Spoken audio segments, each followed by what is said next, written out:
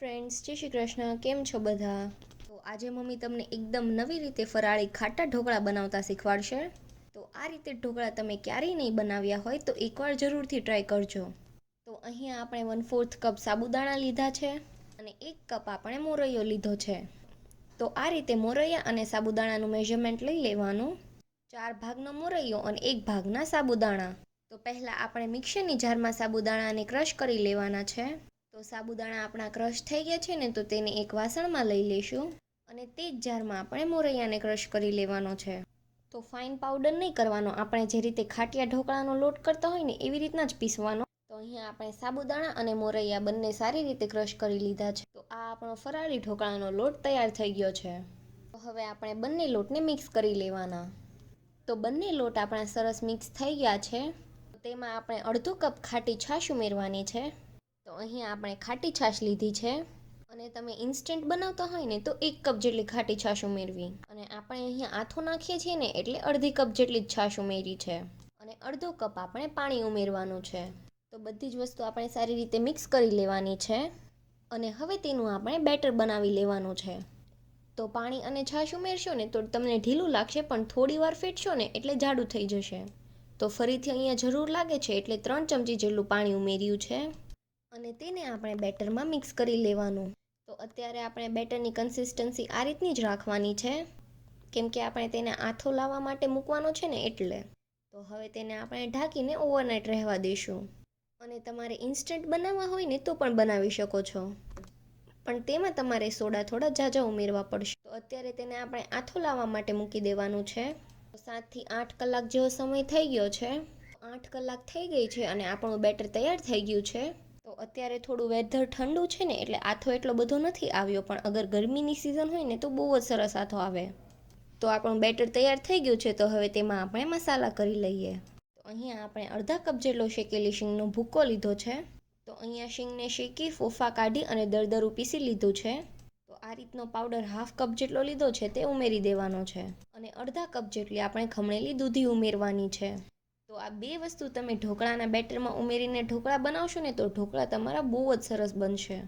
અને પછી થોડા એવા આપણે લીલા ધાણા ઉમેરવાના છે અને 1.5 ચમચી જેટલી આપણે આદુ મરચીની પેસ્ટ ઉમેરવાની અને 1.5 ચમચી જેટલું આપણે મીઠું ઉમેરવાનું છે અને 1 ચમચી આપણે ખાંડ ઉમેરવાની અને 2 ચમચી જેટલું સિંગ તેલ. અને બધું જ આપણે સારી રીતે મિક્સ કરી લેવાનું છે.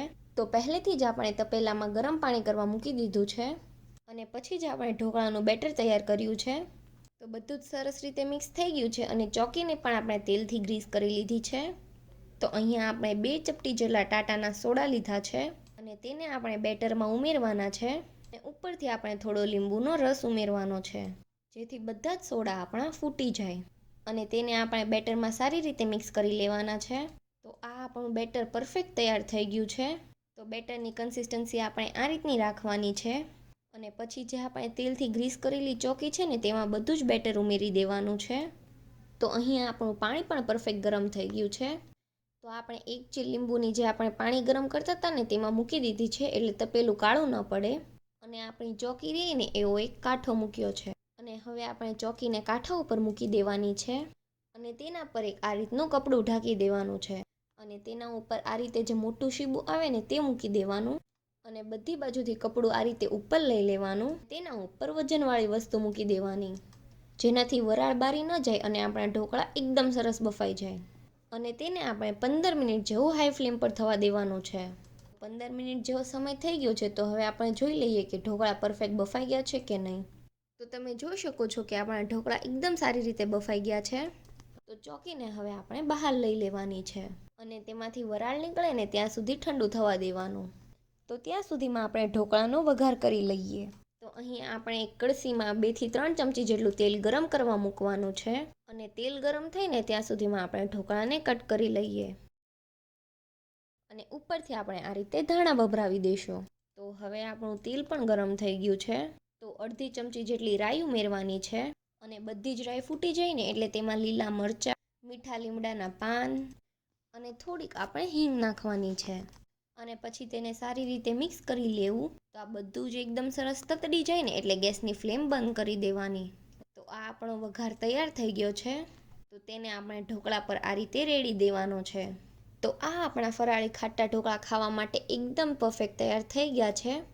તો આપણે અહીંયા 2 ચપટી જેટલા જ સોડા ઉમેર્યા છે ને તો પણ આપણા ઢોકળા બહુ જ સોફ્ટ અને જાળીવાળા બન્યા છે. તો તેને તમે ગ્રીન ચટણી સાથે સર્વ કરી શકો છો. તો જ્યારે તમે બેટર બનાવો ને ત્યારે મસાલા તમારે થોડા ચડિયાતા જ રાખવાના, કેમ કે આથાવાળી વસ્તુ હોય ને તો તેમાં મસાલા થોડા વધારે જ જોઈએ. તો આ આપણા ફરાળી ખાટા ઢોકળા ખાવા માટે તૈયાર થઈ ગયા છે.